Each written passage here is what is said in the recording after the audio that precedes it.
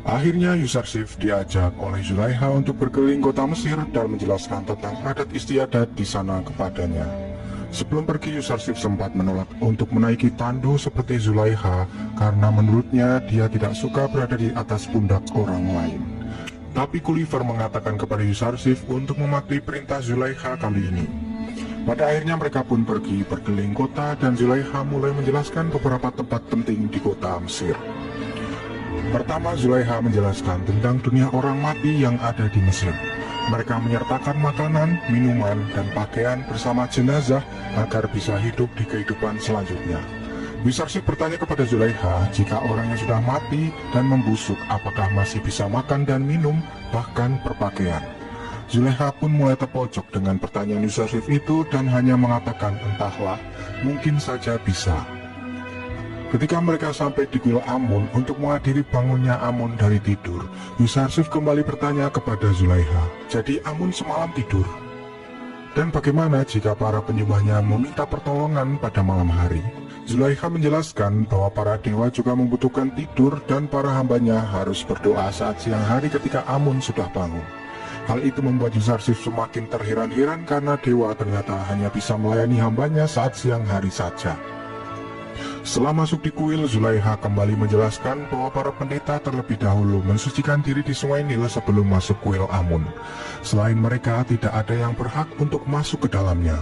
Zulaikha juga menjelaskan bahwa para pendeta akan segera membangunkan Amun, memandikannya, serta memberi pakaian baru dan wewangian agar dia siap menerima ibadah para hamba-hambanya. Yusarsif kembali bertanya apakah Amun tidak bisa disembah orang di tempat yang jauh atau dalam kesendirian. Karena menurut Yusarsif, Tuhan itu ada di semua tempat.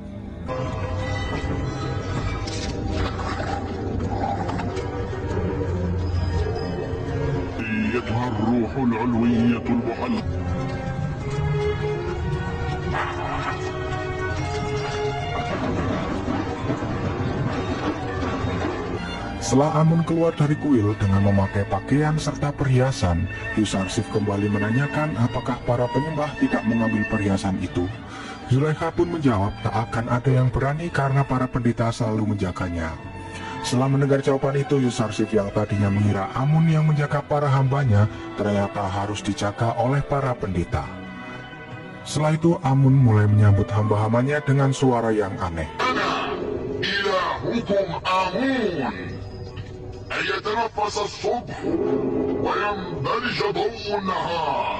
Hal itu membuat Yusarsif heran apakah tadi yang berbicara itu adalah Amun, karena menurutnya mana mungkin batu bisa berbicara.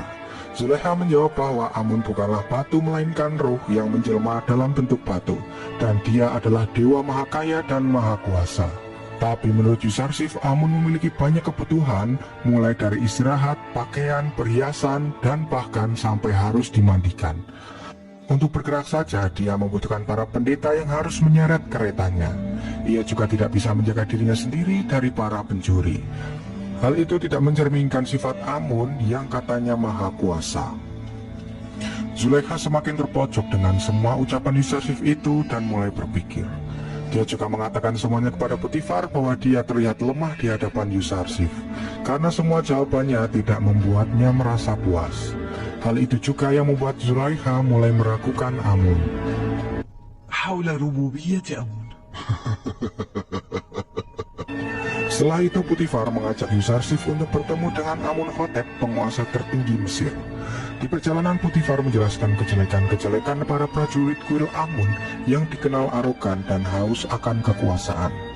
Dia juga menunjukkan beberapa tempat yang dimiliki oleh kuil Amun seperti gudang gandum dan taman wanita yang ada di pinggir sungai. Semua itu adalah milik kuil Amun yang sebenarnya ditujukan untuk para pendeta saja yang tidak pernah merasa puas. Potifar juga menunjukkan jika para pendeta memberikan makanan kepada warga agar mereka semua tidak meninggalkan Amun untuk disembah. Setelah itu Yusarsif mulai bertanya-tanya kepada Potifar, bukankah sebenarnya Potifar akan menjelaskan tentang kebesaran dan keyakinan Mesir kepadanya? Tapi ternyata sebaliknya, dia malah menunjukkan sisi negatif dari negeri Mesir yang selalu dianggap biasa-biasa saja oleh warga Mesir. Setelah mereka sampai di istana Amunhotep, Potifar melihat ada seorang prajurit kuil Amun yang membuat keonaran di jalan.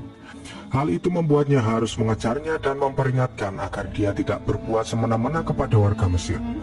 Setelah mereka bertarung dan dimenangkan oleh Potifar, prajurit itu diancam jika sekali lagi dia ketahuan berbuat keonaran, maka nyawanya tidak akan diampuni lagi. Setelah itu Potifar kembali lagi ke istana dan masuk bersama Yusarsif. Di dalam Yusarsif kembali terpana melihat keindahan ruangan yang ada di dalam istana. Saat sudah bertemu Amunhotep, Potifar memperkenalkan Yusarsif bahwa dia adalah pengiring baru baginya. Amunhotep pun menyindir Potifar karena mengangkat seorang bocah sebagai pengiringnya. Tapi Potifar menjelaskan bahwa Yusarsif memang terlihat seperti bocah, tapi dia sudah dewasa, matang, dan berilmu.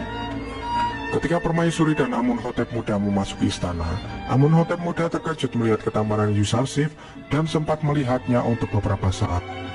Kemudian untuk membuktikan perkataan Potifar, Amunhotep pun menanyakan pendapat Yusarsif tentang keagungan Mesir.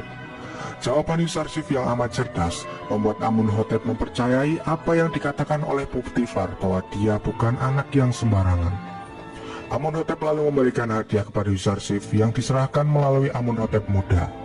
Namun setelah dia menyerahkan hadiah itu, tak sengaja dia malah memberikan hormat kepada Yusarsif yang membuat permaisuri mengatakan bahwa penghormatan itu seharusnya tidak boleh dilakukan oleh calon raja Mesir kepada orang biasa.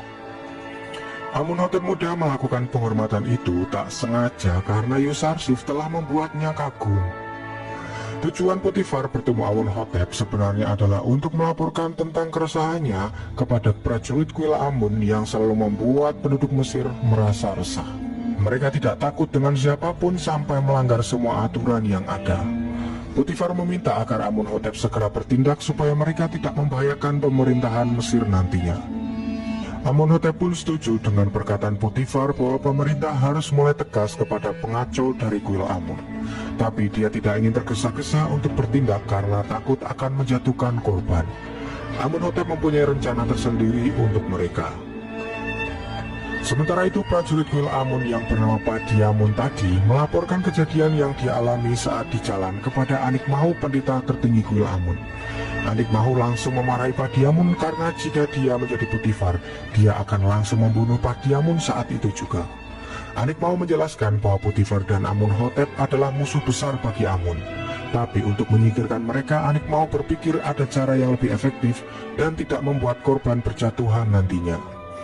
Tapi Padiamun berpikir jika dia mempunyai prajurit yang lebih banyak, dia akan langsung memerangi Amunhotep dan pemerintah Mesir. Anikmahu kembali menyindir Padiamun, jika dia memang kuat seharusnya tadi dia bisa mengalahkan Potifar dengan mudah.